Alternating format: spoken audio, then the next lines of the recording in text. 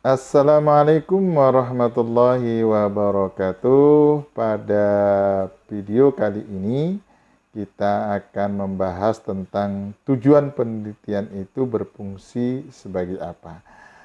Apa fungsi dari tujuan penelitian itu? Saksikan setelah ini.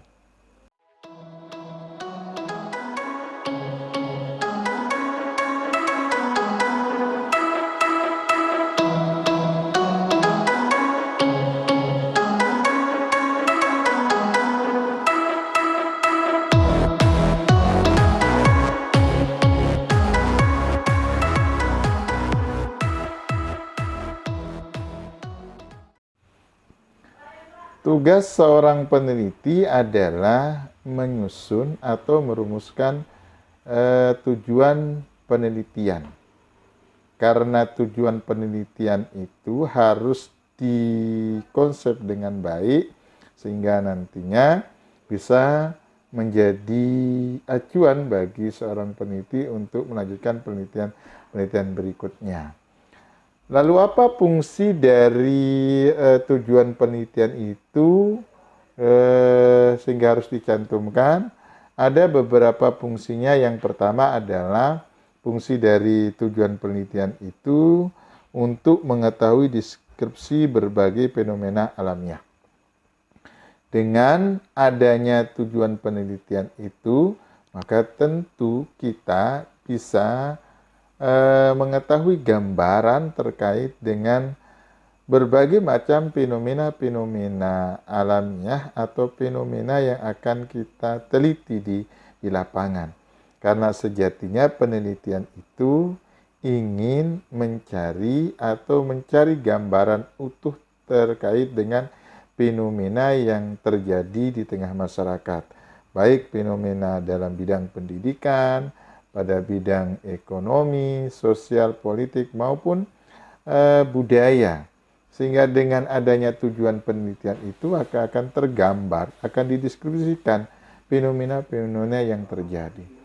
Tentunya fenomena itu nanti akan dibuat satu rekomendasi oleh peneliti atau yang biasa disebut dengan saran oleh peneliti kepada komunitas yang menjadi objek penelitiannya. Dari hasil penelitian itu sendirinya nanti akan menjadi acuan bagi komunitas itu untuk mengambil kebijakan terkait dengan fenomena penelitian itu. Kemudian fungsi yang kedua dari tujuan penelitian itu adalah untuk menerangkan hubungan antara berbagai kejadian. Tentu pilihan seorang peneliti itu disesuaikan dengan kemampuan yang dia miliki. Kalau pendekatan penelitian yang digunakan adalah pendekatan kuantitatif, ya tentu dia juga harus menjawab dengan pendekatan kuantitatif.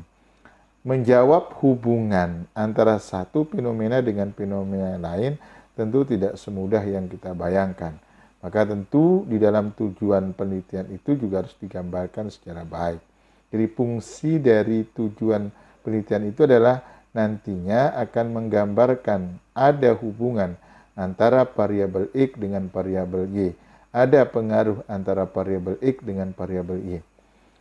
Di seorang peneliti membuat hipotesis penelitian. Ada pengaruh yang signifikan antara metode mengajar guru dengan prestasi belajar siswa kelas 12 di sekolah X. Itu baru hipotesis, dugaan sementara.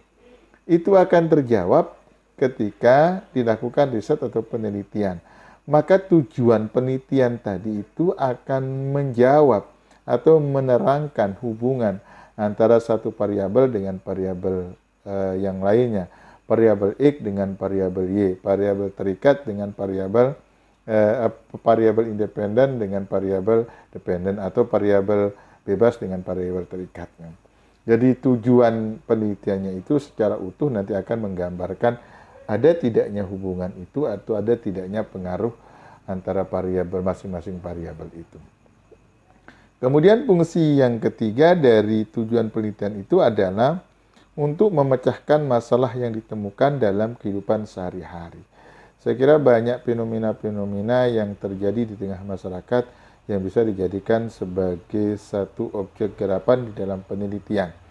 Maka penelitian itu sejatinya akan menemukan atau memecahkan masalah yang terjadi di dalam kehidupan sehari-hari, akan menemukan masalah-masalah yang terjadi di dalam kehidupan sehari-hari. Maka temuan-temuan itulah yang kemudian akan dipecahkan secara metodologis berdasarkan pendekatan-pendekatan penelitian yang dia gunakan.